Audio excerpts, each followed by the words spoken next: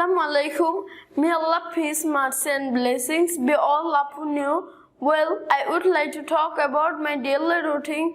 I get up early in the morning, then I clean my teeth. After cleaning my teeth, I start my study. I complete my study at 9:30 a.m. Then I take my bath. After completing my bath, I eat my breakfast at 10 a.m. Then I go to school at 10:30 a.m. and I return home from school 4 p.m. Then I take my evening snacks. Then I start my study. I complete my study at 9:30 p.m.